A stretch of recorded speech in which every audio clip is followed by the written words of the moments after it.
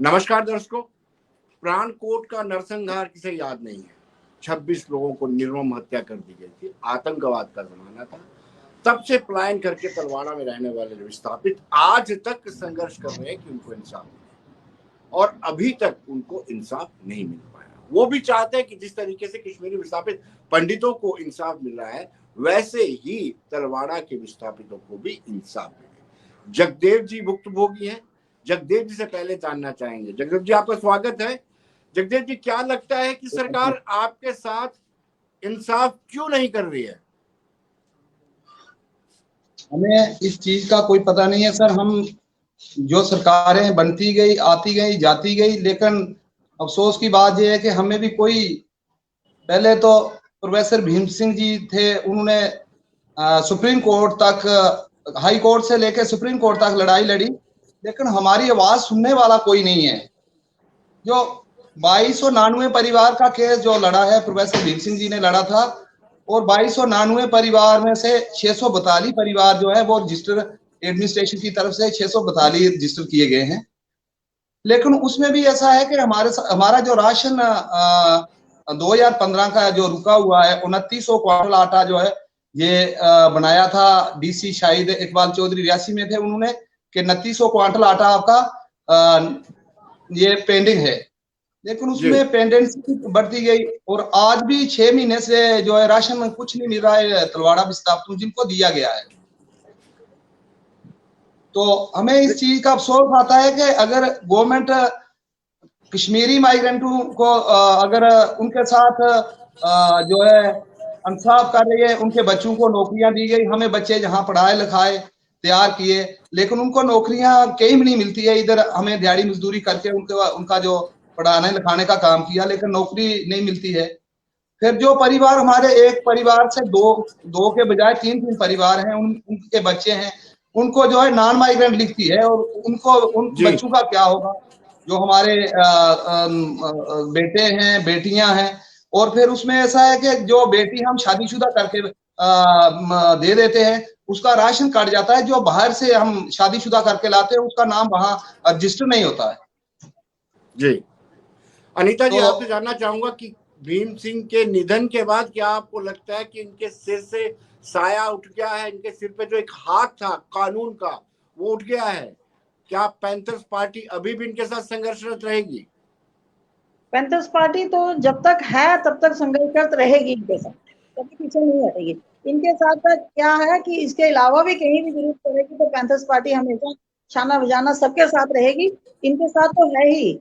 हाँ, ये बात आपकी ठीक है कि प्रोफेसर भीम सिंह जी का वो साया उठने से वो कानूनी इनको जो मदद थी वो अभी नहीं। अब देखते हैं कौन सा ऐसा वकील है वो आके वो उनकी मदद करके आगे आता है, वो वक्त ही बताएगा। लेकिन जितनी जद्दोजहद भीम सिंह ने की थी सुप्रीम कोर्ट से सड़क तक, हम लोगों ने भी लाठियां खाई, मारे खाई, कितने लोग मर गए, कितने बच्चे मरे, क्या कुछ नहीं हुआ। उन लोगों ने अपने बच्चों को मंडियों में बेचा था। आपको याद होगा वो हादसे, पूरे हिंदुस्तान में वर्ल्ड से बाहर से भी लोग आए थे ह्यूमन राइट्स वाले, और बच्चों को ट्रेस किया लोगों के घरों से। इन लोगों ने अपने बच्चों को बेचा था भूख से बचाने के लिए, और बच्चे काफी दूर दूर भी किए गए थे कुछ बच्चे। वो हदें भी इन्होंने देखी, की माँ तो इन्होंने खाई है। लेकिन वो यहाँ पे आके हमारे बीच में, हमारे जम्मू में रियासी में जो एक शेल्टर इनको मिला था, वहां पे इन्होंने जो देखा है, जो सहा है, वो भी पूरे हिंदुस्तान को नहीं पूरी दुनिया को पता है। शायद आज कुछ लोग भूल चुके हैं। जी, बलवान जी हमारे साथ जुड़े। बलवान जी, आप हमें ये बताइए कि कितना संकट आपने सहा है, झेला है, क्या कहेंगे आप? बलवान जी, आपसे पूछ रहा हूं। संकट की, हाँ जी, संकट की जहां तक बात करें तो संकट की तो कोई सीमा ही नहीं है कि हम बताएं कि हमने इतना संकट झेला हुआ है। इसमें आपने देखा होगा कि बच्चों, ये लोगों को ना रहने की जगह है, ना खाने की जगह, ना खाने के लिए कुछ है, ना पानी ठीक से पीने के लिए वहां पर है, ना उनको पढ़ने की सुविधा है, कुछ किसी काम की सुविधा नाम की कोई चीज वहां पर नहीं है। तो संकट की सीमा तो हम तब बताएंगे, कुछ इनको कोई सीमा इन्होंने दी हो कि हम ये कर रहे हैं, हम वो कर रहे हैं, हम ऐसे कर रहे हैं, हम वैसे कर रहे हैं। जहां तक जो अभी आप सुन रहे थे, मैडम जी बता रहे थे कि जो लड़ाई लड़ी इन्होंने, जहां तक के बाहर का मीडिया भी जो था उस समय जहां पर इनके सामने आया था इनकी सुध लेने के लिए, लेकिन जहां की जो गवर्नमेंट है और जहां की जो एडमिनिस्ट्रेशन है अभी तक सोई हुई है। हमने उनको जी। 3-4 बार अभी एडमिनिस्ट्रेशन से मिलने के लिए गए तो उन्होंने हमारी बात तक नहीं सुनी। जी तो सीमा हम क्या बताएं कि सीमा कहां तक है। जी जगदेव जी, जो लोग भी हमारे साथ जुड़े हैं वो प्राणकोट जी। के इंसिडेंट को जानना चाहते हैं। बताएं कि वो रात कितनी खौफनाक रात थी। प्राणकोट में जब 17 अप्रैल 1998 में जब वहां कांड हुआ था तो वहां के जो हालात थे, अपने अपने इलाके छोड़ के लोग सिर्फ बाजारों की तरफ भाग रहे थे। हमारा कम से कम भी 30 से 35 किलो चल के रियासी के पास आना पड़ता था, और दूसरी तरफ से एक चिल्ली धार है, उस रास्ते से भी हमें 30 से 35 किलो का रास्ता तय करके पौनी में आना पड़ता था, या रियासी तलवाड़ा के आसपास जो गांव थे यहाँ आना पड़ता था। वहां का पस मंजर जो था वो मिलिटेंसी ने उस दरमियान में पूरा जकड़ा हुआ था। ये हमारी उस वक्त की जो बदकिस्मती है कि हमें किस तरीके से हमारे परिवार बच गए और हम किस तरीके से वहां से आए, और क्या हमें जो प्रॉपर्टियां बनाई हुई थी, ये प्रॉपर्टियां पहले तो 1947 में खत्म हो गई, 1965 में भी, और जब जो परिवार का खाने पीने का सामान, जहाँ रहने के मकान जो थे, ये 1998 में छोड़ दिए। हमारे पास तो प्रॉपर्टियां जो हैं वो आज प्रॉपर्टियां जो है वो उन लोगों के पास हैं जिन लोगों ने वहां से भगाया था, और कुछ प्रॉपर्टियों के ऊपर कब्जा हुआ है। और कई बार मैंने एडमिनिस्ट्रेशन को नोटिस भी दिया कि हमारी प्रॉपर्टियां जो है 1998 में हम छोड़ के आए, कुछ प्रॉपर्टियों के ऊपर कब्जा भी हुआ है, लेकिन डीसी इंदू कनाल चिप जी रियासी में, सुषमा ना इंदू कनाल चिप जी जो पहले इससे पहले रह के गई है, उसने कुछ नोटिस निकाले थे, लेकिन उनका पता नहीं जी चला कि किस तहसीलदार ने उसकी वेरिफिकेशन की या नहीं की। इस चीज का भी हमें पता नहीं है रिकॉर्ड का। जी चलिए जगदेव जी, अनीता ठाकुर जी के पास चलते हैं। अनीता ठाकुर जी, आपको भी काफी कष्ट सहना पड़ा है, पुलिस ने आपको भी टॉर्चर किया है, आपको भी लाठियां भांजी थी। आप बताएंगे क्या हुआ था उस दिन? लाठियां तो क्या थी, हमें तो मार के मोर्चरी में पोस्टमार्टम के लिए डाल दिया गया था, लेकिन चलो माता रानी और इन गरीबों की दुआ से तो हम बच गए। लेकिन आप ये इनका कष्ट जो है आज की आज एडमिनिस्ट्रेशन, जैसे कि मेरे साथी बताते हैं कि कुछ निकालते हैं, कुछ डॉक्यूमेंट देते हैं, तहसीलदार आगे क्या करते हैं, नायब क्या करते हैं, पटवारी आगे क्या करते हैं, या फिर दूसरा डीसी आता है तो वो क्या करता है। मैं इन सभी डीसी लोगों से, एडमिनिस्ट्रेशन के इन्हीं लोगों से मैं कहती हूँ कि इंसानियत अपने अंदर जिंदा रखो। अगर आपको उन कुर्सियों पे बिठाया गया है तो उन कुर्सियों पे बैठ के इंसानियत के लिए इंसाफ कीजिए, जहाँ जरूरत है वहां पर कीजिए। जी मैं से आज यहाँ से अपील करूंगी विनोद जी, जो अभी से चलते में इनकी हालत हुई है, मुझे देख के भगवान जी ने वहां पे वीडियो बना के भेजी थी, और उस वीडियो में आप लोगों ने बोतल बंद किए थे, जहाँ पे बोला गया था हमारा पुलिस डिपार्टमेंट, हमारे डीसी साहब, तहसीलदार साहब ये कहते थे कि इनको यहाँ से निकाल के सेफ जगह पे रख दिया गया है, ना उनको खाने के लिए, ना शेल्टर उनका रहने के लिए। उनको जमीन थी जो वहाँ सांपों से भरी है, आज मलबे में दबे हुए इनके घर हैं, क्या उनकी जी वो कंस्ट्रक्शन करवा के इनका सिर पे छत नहीं बना सकते? मैं ये पूछती हूँ आपके माध्यम से, आज फिर वही पुरानी कहानी कि मुझे बताइए, एक घर में एक से दो बच्चे हैं, बच्चों के साथ सेटोला व्यवहार क्यों हो रहा है? इनके बच्चों को ना पढ़ाई की व्यवस्था, अगर कैसे भी करके इन्होंने पढ़ाया, किसी को जॉब नहीं, 4th क्लास में भी कहीं नहीं लगा, और आज दिन तक इनको राशन भी प्रॉपर नहीं मिलता। प्रगति साहब ने जो कोर्ट से उसके तहत थोड़ी राहत उनको मिली, लेकिन उस राहत को भी बंद क्यों कर दिया जाता है? जैसे कश्मीरियों के लिए राशन कार्ड बन गए हैं, एज पर राशन कार्ड पूरे हिंदुस्तान में कहीं भी वो हो, सहूलियत प्रोवाइड होती है, हर कोने में है उनके लिए, उनके बच्चों के लिए।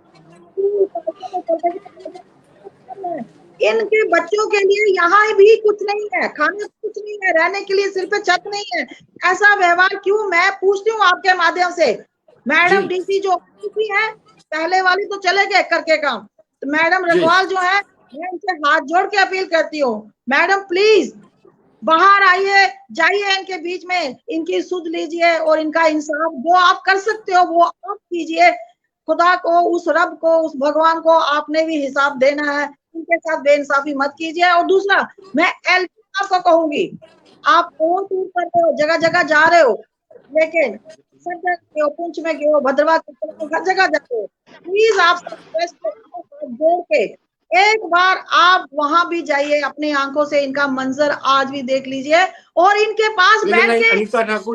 अनीता ठाकुर जी, सवाल ये उठता है कि कारण एक जैसा, आतंकवाद के कारण पलायन किया कश्मीरी विस्थापित पंडितों ने, ये भी आतंकवाद के कारण, फिर इनके साथ अन्याय क्यों हो रहा है? मैं वही तो कह रही हूँ कि एक माँ के 2 बच्चे हैं, दोनों के साथ सेटल व्यवहार क्यों हो रहा है? मैं भी तो यही सवाल एडमिनिस्ट्रेशन से पूछ रही हूँ, आज की नहीं पूछ रही। हमने पूछते पूछते इतने मारे खाई हैं। आज मैं आपके माध्यम से एक बात और बोलूं, आप ही के कुछ मीडिया वाले जाते हैं, उनको तो अपनी नॉलेज नहीं है कि क्या हुआ है, पीछे की स्टोरी नहीं पता, आगे की नहीं पता, सिर्फ एक ही गुहार लगते हैं कि लीडर कोई नहीं आता, लीडर कोई नहीं जाता। लेकिन पैंथर्स पार्टी शाना बचाना इनके साथ रही है, रहेगी। प्रोफेसर हमारे बीच में नहीं है, बलवान जी से जानना। बलवान जी, अनीता जी, मैं बलवान जी के पास जाऊंगा। बलवान जी, कोर्ट डायरेक्शन देती रही आपके फेवर में, फिर भी ये सरकार अनदेखा क्यों करती रही उस डायरेक्शंस को? वक्तन वक्तन कोर्ट ने डायरेक्शंस दिए हैं। जे बदकिस्मती हमारी, जे बदकिस्मती है हमारी कि हम जम्मू रीजन में पैदा हुए हैं। अगर हम कश्मीर रीजन में होते तो हमें कश्मीर रीजन के बराबर की सुविधाएं कब की मिल गई होती। जे जम्मू में पैदा होने की हमें सजा मिल रही है जी, क्योंकि जितने भी जो भी ऑर्डर पास हुए हैं उन ऑर्डर्स में ये लिखा गया है at par with Kashmiri migrants, और कश्मीरी माइग्रेंट्स को जो मिल रहा है हम इनसे कुछ ज्यादा नहीं मांग रहे हैं। हम कहते हैं कि जो ऑर्डर हुआ है कश्मीरी माइग्रेंट्स को जो मिल रहा है वो हमें दीजिए। वो उसको ऑर्डर को लागू करने के लिए जम्मू कश्मीर की गवर्नमेंट जो है, हम जम्मू कश्मीर की गवर्नमेंट को हम कश्मीर गवर्नमेंट ही बोल रहे हैं सीधा, क्योंकि जम्मू की तो है नहीं है, जम्मू की तो सुनवाई नहीं है। जम्मू का कोई भी बात होगी उसमें सुनवाई नहीं होगी। आप किसी भी बात को उठा के देख लीजिए, उसको बहुत समय लगेगा आपको किसी भी बात को करने के लिए। हमें 18 ईयर लगाने पड़े, 18 साल लड़ाई लड़नी पड़ी, तब जाके इनके हक में जो फैसले आए सुप्रीम कोर्ट से। जम्मू कश्मीर की गवर्नमेंट का अभी तक 1% योगदान इसमें नहीं है। मैं आपको बताना चाहूं कि जम्मू कश्मीर की गवर्नमेंट ने सुप्रीम कोर्ट में लिख के दिया है, फॉल्स एफिडेविट, उसमें लिखा है इन्होंने कि ये लोग जो है वहां से मिलिटेंसी का शिकार या माइग्रेंट होके इस वजह से नहीं आए हैं, ये इसलिए आए हैं कि अपने माल मवेशी को हरा गहरा घास चराने के लिए, जबकि जहां पर पत्थर भी नहीं है उनको चराने के लिए, जहां पर पत्ते नहीं है उनको चराने के लिए। तो जो इन्होंने फॉल्स स्टेटमेंट दी है। मिसलीड क्यों करना चाहती है सरकार? मिसलीड क्यों कर रही है कोर्ट को? ये सवाल, ये तो अभी सरकार जाने।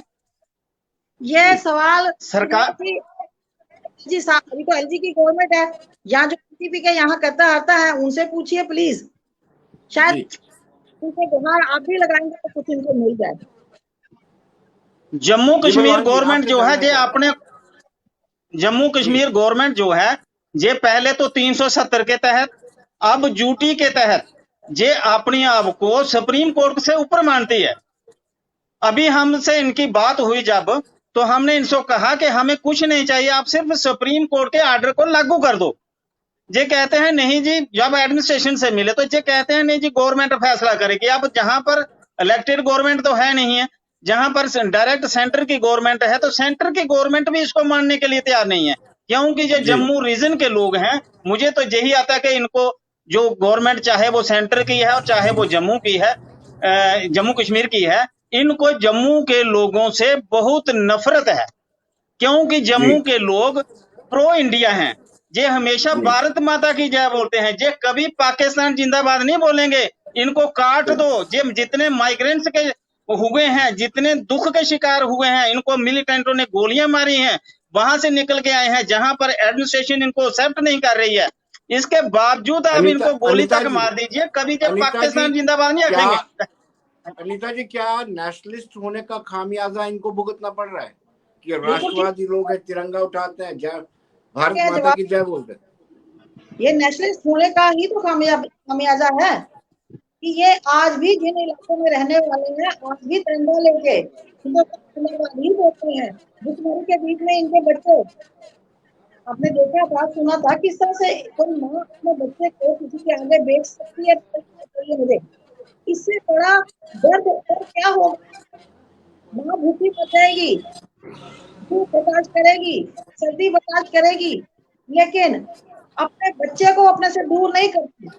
एक बंदर का बच्चा देखता है, मर जाता है तो वो भी सीने से लिपटा के रखती है, और जब तक उसकी हड्डियां एक एक करके नहीं गिर जाती, उसके हाथों से लास्ट हड्डी उसकी नहीं स्लिप हो जाती, सड़ जाती, गल जाती, तब तक वो उसको नहीं छोड़ती। ये तो जानवर का हाल है।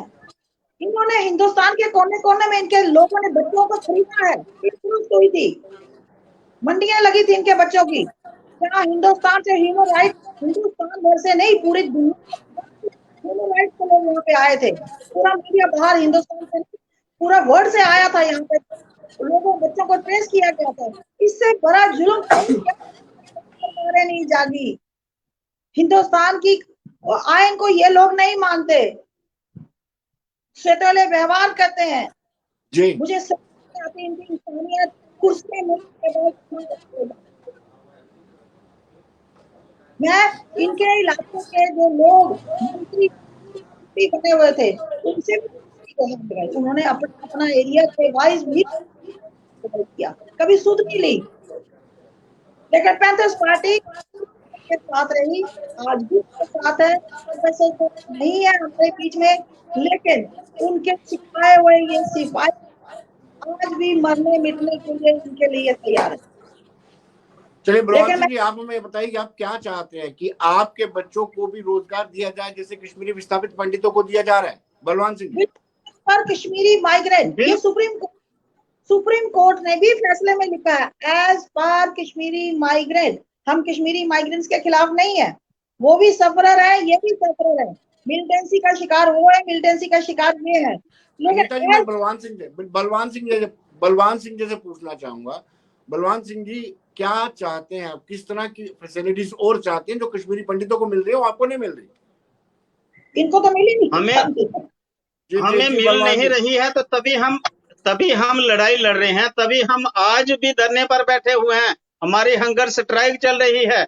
और जहां की नालायक एडमिनिस्ट्रेशन और नालायक गवर्नमेंट आज दिन तक 24 डेज बीत जाने के बाद वहां पर सुध लेने के लिए नहीं पहुंची है। ये जहां की एडमिनिस्ट्रेशन और जहां की जो है क्या नाम है गवर्नमेंट है ये। और मैं आपको एक बात बताना चाहूंगा, जहां पर हमारे साथ सुतेला व्यवहार क्यों है, आपने देखा कि जो मिलिटेंसी का मिलिटेंट जो थे, जिन्होंने गन उठाई, पाकिस्तान जिंदाबाद कहा, हिंदुस्तान को मुर्दाबाद कहा, उनको उन्होंने गवर्नमेंट ने स्ट्रीमलाइन में लाने के लिए नौकरियां तक दी। और जो जहां के जो जिनको मारा गया उन्होंने इनकी मिलिटेंस की गोलियों के शिकार हुए, उनको तो आज दिन तक SRO 43 का बेनिफिट नहीं दिया गया, जिसके 4 आदमी घर के मर गए, उनको तक भी वो अभी तक सफरर हैं। सर, मैं ये लाइव प्रूफ आपको दे सकता हूं, अगर आप कहें तो कल परसों में जिस दिन भी आप कहेंगे, ये लाइव प्रूफ, जिनको गोलियां लगी हुई हैं, उनके पेट में से गोली निकल गई है, किसी के टांग पे में से गोली निकले, किसी के हाथ उठ गए हैं, किसी के कान में से गोली निकल गई है, वो बच गया है बदकिस्मती से।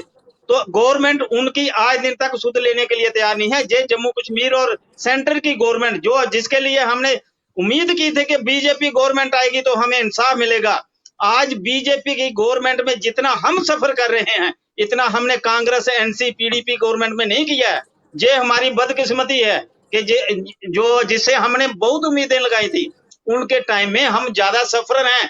आज दिन तक कभी भी किसी की सेंटर की जो मिनिस्टर जहां पर जम्मू कश्मीर के माइग्रेंट से बात करने के लिए आए, कश्मीर के माइग्रेंट्स से बात की, कश्मीर की कॉलोनी में गए, लेकिन जम्मू माइग्रेंट्स की कॉलोनी में ना तो बुके, ना ही किसी रिप्रेजेंटेटिव को बुला के उन्होंने बात की, क्योंकि अगर वहां पर जाते तो उनको खुद शर्म आती कि जहां पर कैसी इनके हालात हैं और किस हालात में ये रह रहे हैं। जहां पर दिनेश्वर जी सेंटर से जो टीम आई थी एक बार इनकी सुध लेने के लिए, जी उसने डीसी रियासी को, जब वो दौरा कर रहा था, इनके क्वार्टर देख रहा था, उसने डीसी रियासी को बोला था, डीसी साहब ये जो लोग जहां पर रह रहे हैं, इससे इसमें तो जानवर भी नहीं रह सकते हैं, आपने कैसे इन लोगों को रखा हुआ है, और जी इसको जल्दी से जल्दी इनकी सुविधा कीजिए, इनको सेटल कीजिए। लेकिन आज दिन तक उसके बारे में कोई उन्होंने फैसला नहीं किया। उन्होंने कहा कि मैं 8 दिन के अंदर आपके लिए ये पेमेंट अरेंज करूंगा, जहां पर जो भी है आपको सुविधा जल्दी से जल्दी प्रोवाइड की जाए,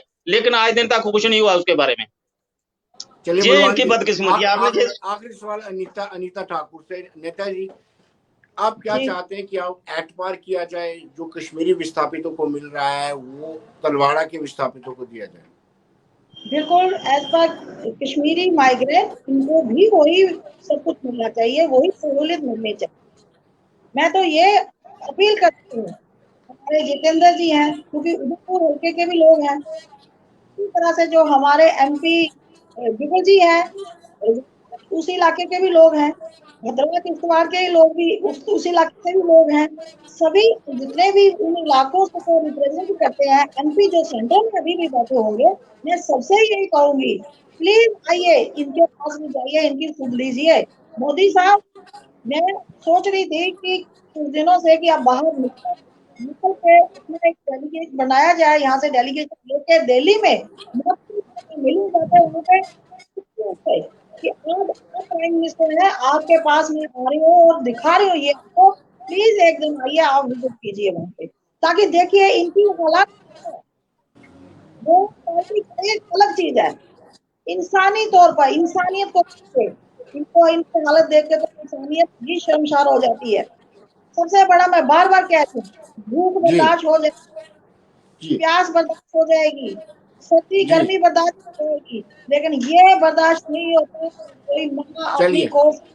अनीता जी, समय का अभाव है। आप हमारे कार्यक्रम में, आपका बहुत बहुत शुक्रिया। बलवान सिंह जी, आपका भी बहुत बहुत शुक्रिया। हम सरकार से ये गुजारिश करेंगे कि ये भी इंसान हैं और इनके साथ भी जस्टिस होना चाहिए। अगर कश्मीरी विस्थापित पंडितों को जो सुविधाएं दी जा रही है, वैसी ही सुविधाएं इनको भी मिलनी चाहिए, क्योंकि सुप्रीम कोर्ट ने ऐसा डायरेक्शन दी है कि पूरी सुविधाएं जो कश्मीरी विस्थापित पंडितों को मिल रही है, वैसी इनको मिलनी चाहिए। धन्यवाद।